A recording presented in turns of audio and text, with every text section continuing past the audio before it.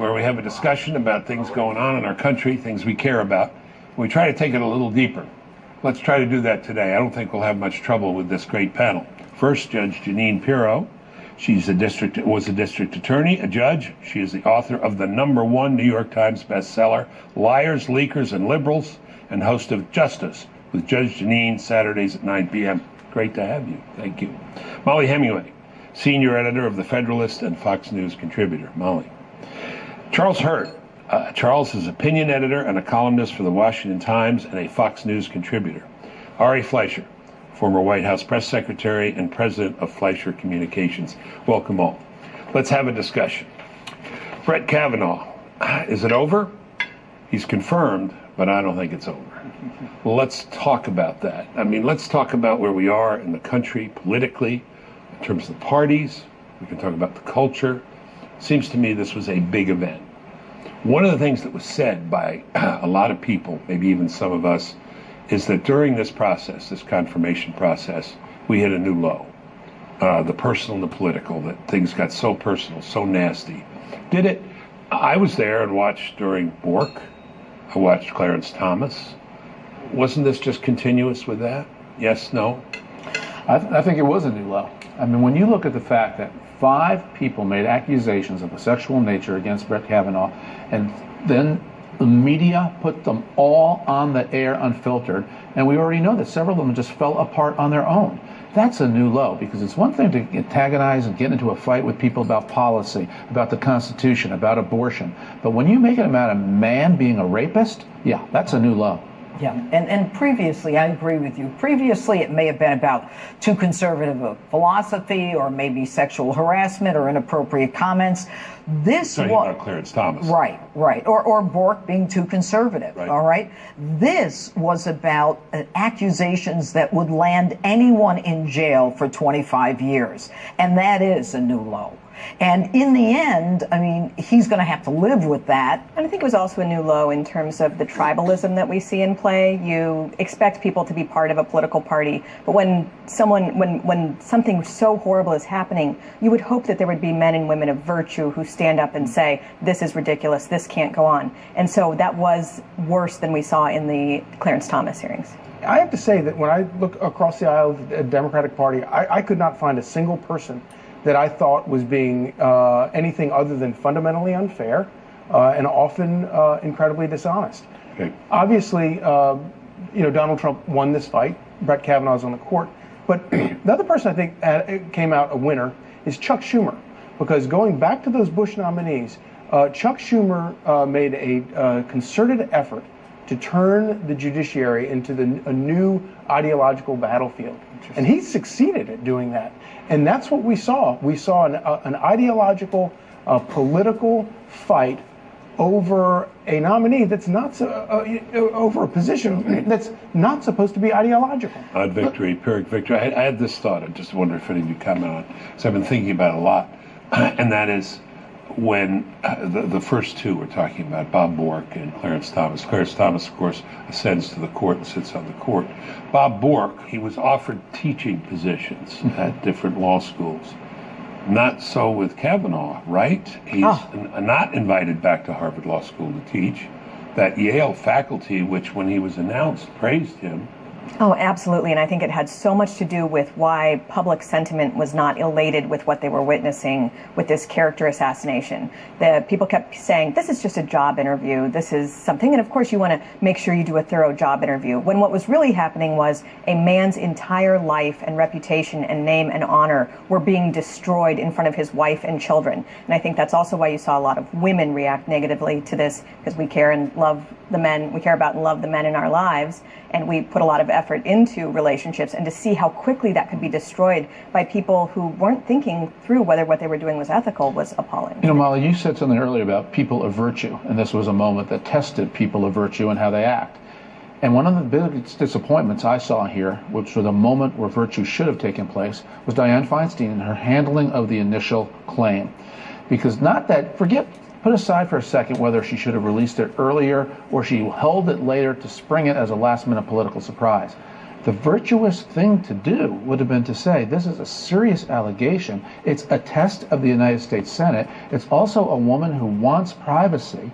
I must, from a moral point of view, figure out a way inside the Senate to deal with this letter privately and immediately. And she didn't do that. And whether she didn't do it because she was seeking political gain later or not, to me is the virtue issue. The right moral thing to do would have been to act it immediately upon receipt of that letter. And, you know, there was such a simple way. She didn't have to recreate the wheel here. There was a process to deal with issues like the Christine Blasey Ford's issues. You know, they could have done it quietly. They could have done it behind the scenes. This isn't something that they haven't dealt with before.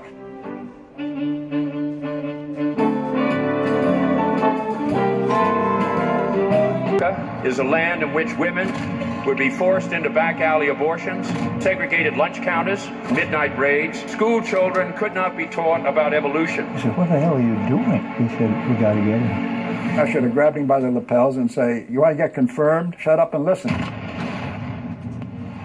Women hear you. Blacks as well. Those are most unfair characterizations of my view. It really was watching this giant versus the pygmies. For the last 30 years, the process has been non-functional. The problem is politics. Let me ask you something else, because I was just stunned 2-3 days after confirmation to read Eric Holder say the following, because I kind of predicted it the day of. I said, somebody's going to say we don't have to listen to the Supreme Court anymore. Eric Holder, I think he was the Attorney General of the United States, said the language of the legitimacy of the Supreme Court can justifiably be questioned. What does that mean? Judge? That the United States Supreme Court as an institution is now going to be attacked by the left as a political operation, and so that the decisions that come out should not, in their minds, be respected as much. What is happening now is what almost happened on the second, I think it was the healthcare appeal. And I remember there started to be talk about how the Supreme Court really was just about politics. It wasn't about the law and precedent, the Constitution and the stare decisis and all that. It just started there. Now they're going full bore. They're going to ask that Kavanaugh definitely recuse himself on anything that is connected to a Democrat or that party. And the interesting thing is, a judge only recuses himself or herself based upon what he or she wants to do. Nobody can tell a judge, recuse yourself. But they're gonna have a broad path, at least invite him on a broad path. Anything having to do with Democrat politics, since he showed himself at the hearing to be an enemy of the revenge of the Clintons, that line. You might and if he rules, I mean, this is my question. I'm thinking back to Lincoln and the country and Dred Scott and everything else. I mean, we had some terrible decisions. Would people massively disobey a Supreme Court order? Give me a break. Why aren't people making an issue of Ruth Bader Ginsburg in 2016 saying that Donald Trump was a faker and she couldn't imagine what would happen to the country if Donald Trump got elected? How come she doesn't have to recuse from everything Trump-related? How come that's not point? When that case went up, and you're this is why the left on these issues is so unprincipled. Great reminder. Because the issue here is not the words said by a Supreme Court justice. It's whether you're a liberal or a conservative. And if you're a conservative, they're coming after you without a principle. And so now they want to apply a different standard to Brett Kavanaugh. How dare he say anything political at that hearing? But Ruth Bader Ginsburg does it. My gosh, RBG, isn't she notoriously wonderful? Notorious RBG. I'm sorry. This is hypocrisy. But the problem, the deeper problem for the country is the Democrats question the legitimacy of the election because Donald Trump won it. And now they're questioning the legitimacy of the Supreme Court because Brett Kavanaugh sits on it. They keep changing the rules after they lose. They're also questioning the legitimacy of the Senate, which you have seen happen in recent weeks. But you said, I just want to stick with it, Ari, for a second. You said, give me a break.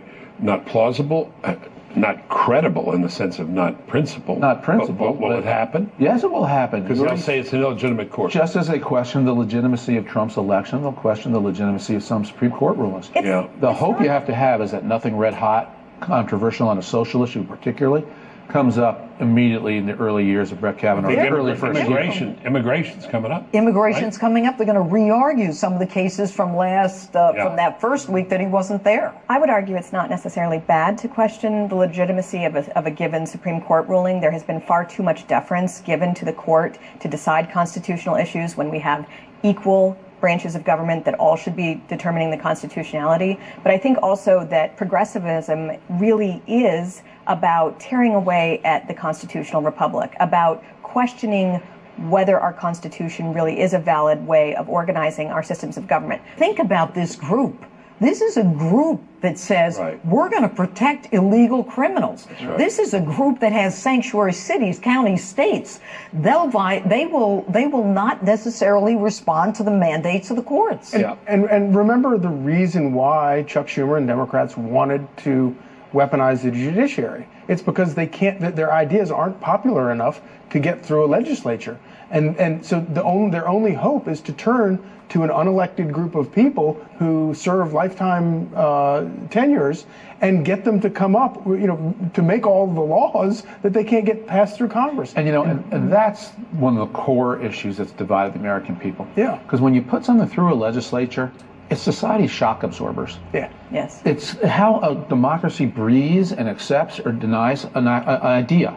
When it comes through the courts, it comes down through fiat. Yeah. And therefore, it's not a shock absorber. It shocks the system. Legislatures are the only right way to go on so many of these issues, and you should not do the end around through the court. And I hope with Justice Kavanaugh that day will come to an end, because all of society is stronger when it goes through a legislature. And it's why it really is sort of an unmatched warfare going on over the courts, because you have Democrats trying to put these activists, liberal activists, on the court, and when Republicans or conservatives try to put a conservative jurist, they're not talking about an ideological conservative. They're talking about somebody who believes in judicial humility, who believes that the judiciary is there to do its job, but the legislature is there to do its job. And one thing that conservatives love to beat up John Roberts about his terrible ruling on Obamacare. Yeah. And I get it. It's laughable on its face. But that's what that was about. But that's what that was about. And I never doubted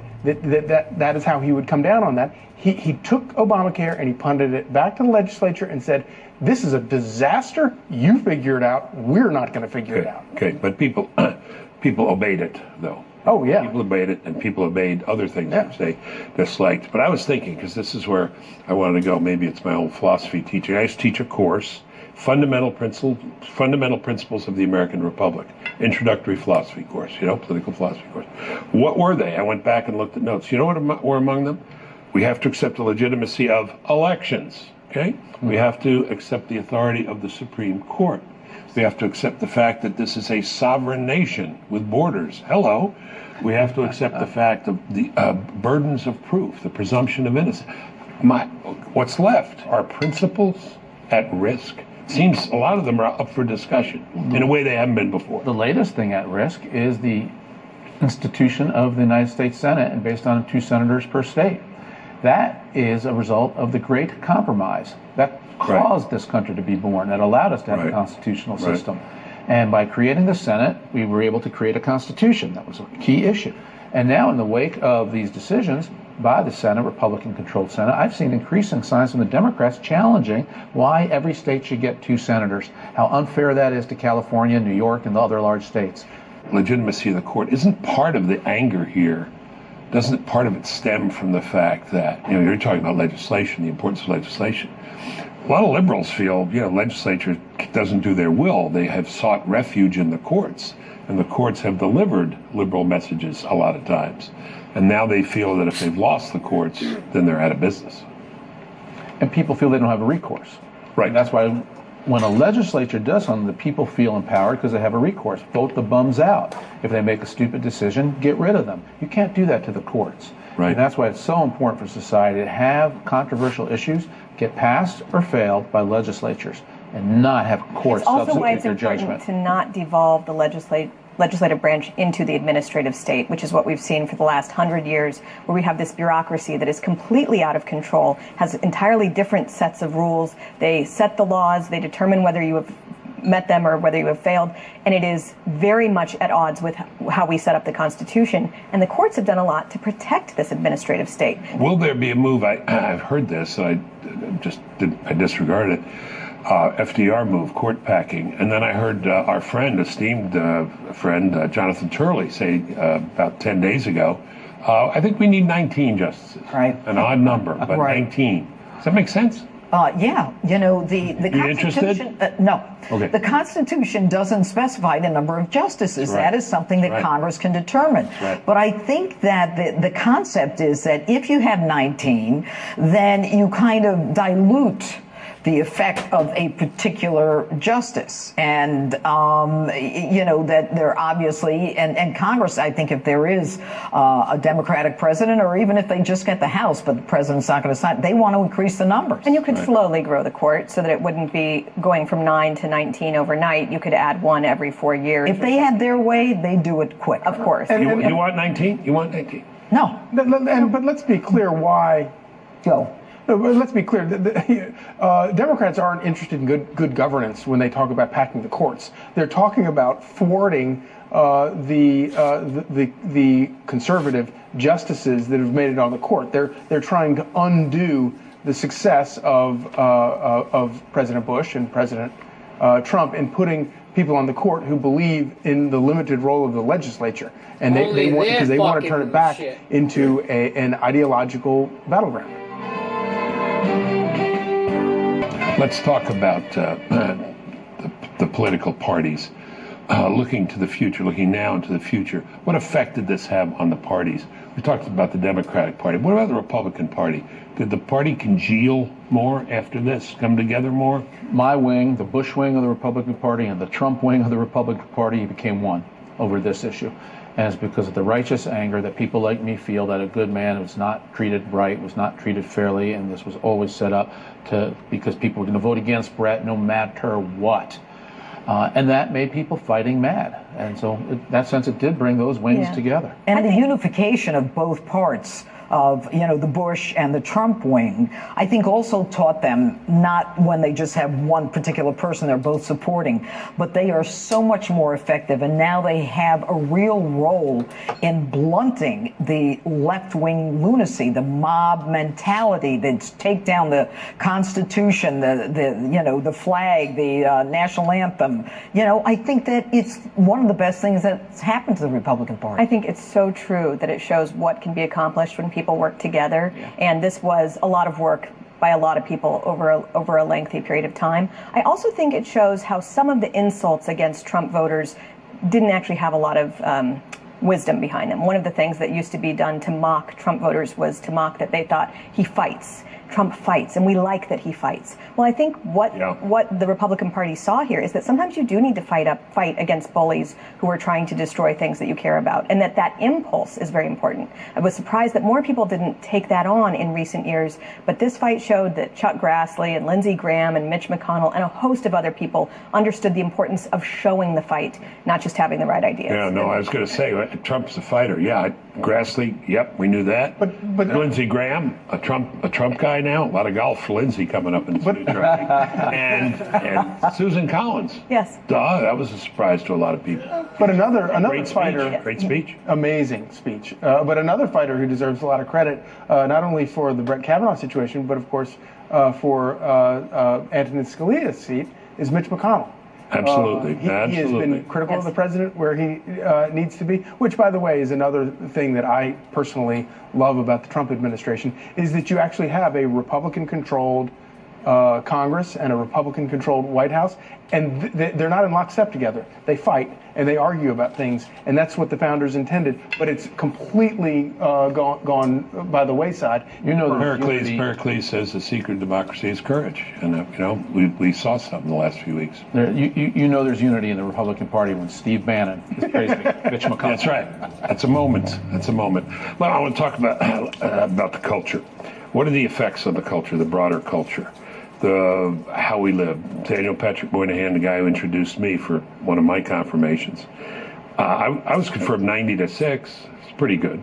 Anyway, never mind. I'm bragging. Doesn't matter. All good points. thought occurs to me, I'll just leave it up there. I have time to answer it. But does the Me Too movement exist for conservative women as well as liberal women? It has become totally politicized in the last month, and that's very unfortunate because it could serve quite a few good purposes of defending women against sexual assault in the various ways. Can I just say one thing about sure. that? You know, I'm always sort of suspicious about the whole business about how much the political debate affects the culture or whatever. And maybe it's because I live 4 hours outside of Washington, D.C. in a small tobacco town. But I find the dumbest discussions, the dumbest debates are the ones that are occurring here in Washington. Not this one. This one excluded. But outside, you know, the debate that we heard, or debate, if you want to call it, that we heard over over the past 2 weeks in the streets and even in the Senate. When you go home and you interact with normal people, there aren't these issues. Right. They know the difference. Yeah. They have, and like for me, the strongest people in my life are all women. And so this caricature of women as victims, I don't recognize it. Yeah. And when I go home, nobody there recognizes it either. Yeah, yeah. Are you allowed to speak and give your opinion? I raise my hand. Okay, good. Good, smart guy.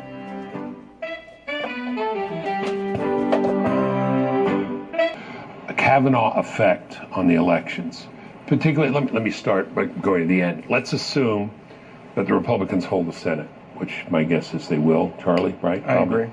And that the Democrats take the House. Will they move forward on impeachment? And if they do, who are they going to impeach, or who are they going to impeach first, Kavanaugh or our president?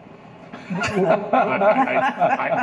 a laugh line, but it's whether they do or not. They seem serious. Every Republican ad between now and Election Day ought to be about impeachment, and it ought to be on both Kavanaugh and the president, because it is absolutely within the realm of possibilities.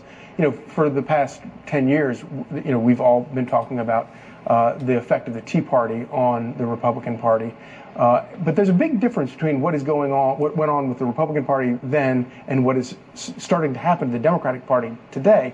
The Tea Party was trying to draw Republicans back to sort of a principled home, of a conservative home. This new crowd of protesters in the Democratic Party, they're dragging the party off the cliff to the left.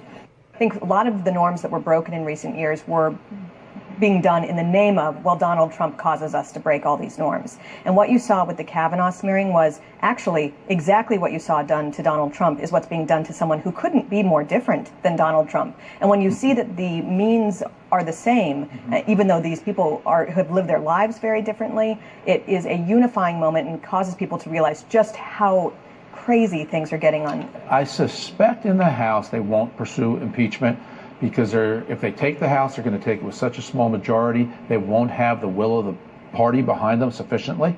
They'll have the energy of the party behind them, the activists. My bet is they'll unleash hearings, but they won't proceed with impeachment. Seems to me, go ahead. If you have a party that has called for impeachment for so long and then says before the midterms, pull back on that, that may rally the Republican base. I can't imagine that they wouldn't, just as they created this Russia hoax, that they wouldn't continue with an impeachment even if they could get the votes in the Senate. I mean, that's how hateful the rules don't apply. They're not presumed innocent, so why won't I impeach you, or at least try, even and now they have two targets. They've got to decide who do they want to impeach in what order.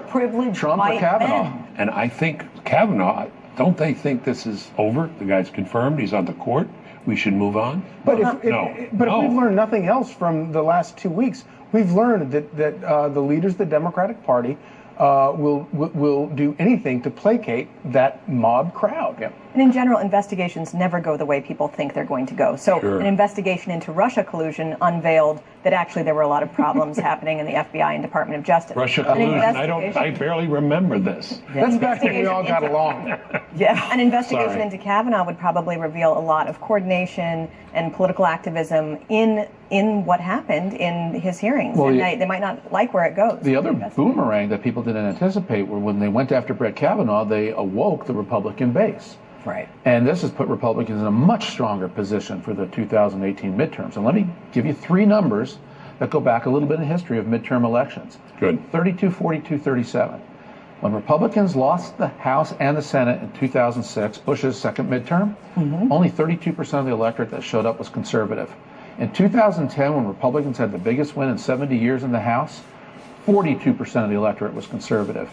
4 years later, when Republicans took the Senate, 37% of the electorate was conservative. So if conservatives sit home an election the way they did in 2006, when Republicans lost the House and Senate, only 32% showed up that year, it's deadly for Republicans. But if conservatives now are awoken by the Kavanaugh hearings and they come out in the numbers of either the 2010 or 2014 years, you can forget the Democrats' chance of taking over the House. This is a turnout issue. It's a base issue. Can we go quickly around the table? Just curious what you think, yes or no. If there's a Democrat majority, will they move to impeach? Kavanaugh or Trump? Kavanaugh. No. Trump. No. Kavanaugh. I think I'll go with, and I'm not sure on Kavanaugh, definitely on Trump. Yes, Trump, no Kavanaugh. I can see them going forward on both of them. Interesting. I really can.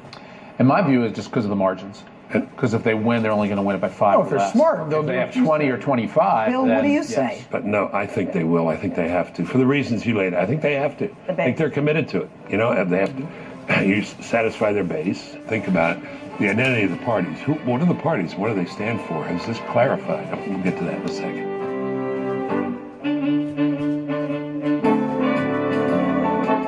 Consequences, ripples from the Kavanaugh confirmation.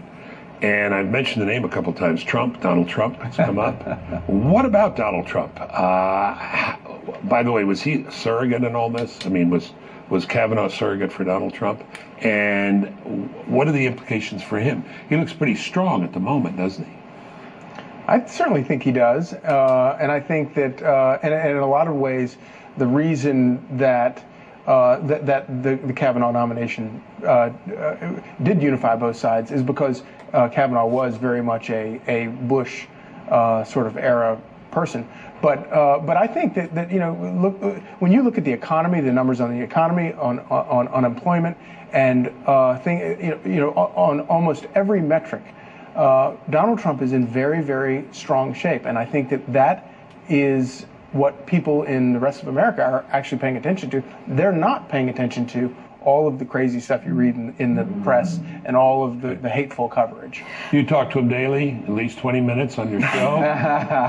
You know, not only does Donald Trump, the president, look strong, but I think that in addition to the Bush arm and the Trump arm and getting Kavanaugh in, I think that it was the president during that Mississippi rally when he took on Christine Ford, you know, in a way when everyone was like, you know, don't touch it, don't touch it. I think that turned it also. And so, but what you had here was the president who I think was in that pivotal moment where he said, it's okay to question her. Nothing that she said was making sense. And so I think in that sense, he's seen as a fighter and the guy who really made the difference. So going into the midterms, huge. But here's my fundamental frustration with all things Trump. Why isn't he more popular? And I think he's made himself so radioactive that people aren't willing to look at the many good things he's done in terms of the economy and foreign policy and taking on China and being a fighter for some good causes, because he's made himself too hot to handle. No, it's because wait a minute. And so you have a president right now whose polling ratings are in the low to mid 40s, in most polls. He should be in the 50s to 60s with an economy as strong as it is. And that's my frustration with him, that sometimes he counterpunches so hard, he ends up hitting himself. When it comes to Donald Trump, I think there's plenty of blame to go for Donald Trump makes plenty of mistakes. But I think when you think about this entire presidency, when he was elected, they tried to keep him from actually winning the Electoral College vote that he had won. They tried to keep him from being inaugurated. 60 members of Congress didn't show up to the inauguration. And rather than have what you normally have, which is this sort of honeymoon period where everyone gives the new incoming administration a fair shot and works together, he had a really active in-party resistance effort. A special counsel was set up to investigate what I think people now largely realize is something that should not have been handled that way. And so I think that, yes, he could do any number of things differently, but then he wouldn't be Donald Trump. It is worth thinking about how other people have treated him, too, and whether that norm breaking has been bad, not just for his poll numbers, which aren't, you know, that's not the most important thing, but for the country at large. Charlie? But also the other thing is, I mean, this is kind of our times now, isn't it? We're going to be, 48, 52, 50, 50. There's no unity anywhere in the country today, and I think it's a product of the vitriol in politics. But now, if you're 50%, if you're 49%, you're gangbusters in this climate. Well, I'd say if you're, I've voted for him. I like him. I support him. And I say if you're in a kind of nasty environment, a fight like this, I want a tough guy. And I want a guy who punches back. Maybe he punches back too often, and maybe doesn't aim his punch the way he should, but he punches back. And, at least don't hit yourself on the follow-through. Okay. I just worry. I think that we are headed into a time when everything that was not even considered appropriate, is now not only appropriate but mandatory. That there's this left-wing mob rule. It's going to get stronger and tougher and in people's faces. And while the right quietly, takes the punches, whether it's in a restaurant or they throw you out or anywhere else, they're going to get even more aggressive. And I worry about where we're going in that regard. And I worry about our institutions, the Supreme Court, the Constitution, the presumption of innocence. I'm very worried about that. So you asked earlier about how will Donald Trump be viewed in history. And I think that, I think that if the media coverage is any indication, and I think it is, I think the history books will be even harsher on him and more unfair. And it could be 30, 40, 50 years before he gets his fair shake in the history books. And the reason is, and I'm reminded of what the great Charles Krauthammer liked to point out, that the biggest mistake conservatives made in the past half century was to vacate the universities and hand it all over to liberals. And they have dominated and destroyed education for however many generations that is. Yeah. And at some point, something has to be done about that. Yes. Or we lose the republic. And I can tell you all the movements that have tried to do something about it and fail. It's very, very hard. Very, very hard. A guy I know, Joel Kaplan, you know him too, worked in the Bush White House. Great guy. Great guy. Marine, works at Facebook, Republican, was spotted in the gallery sitting behind Kavanaugh on the Kavanaugh side, and was widely criticized inside of Facebook. Yeah. And Mark Zuckerberg, I think to his credit, said, hey, you can support whoever you want. But no, that wasn't good enough. Inside Facebook, there was there's lots going on, town hall meetings and so on. Ideological tendentiousness in these big tech companies is one thing, but power, just enormous power. Aristotle says power is the ability to be and to make things be. And these folks can make things be. What are we more worried about? Are we worried about both at the same time? I'm worried about both at the same time. What I hated about that Kaplan incident was here you have university professors giving their kids days off from class to come to Washington to protest. You have Hollywood actors and actresses coming to Washington to get arrested. And then here you have somebody who wanted to sit in a hearing room to be there to support a friend, and that's objectionable? As if corporate America cannot have any of its employees just sit in a hearing room? But the rest of the left-wing cultural society can come to Washington to protest with their black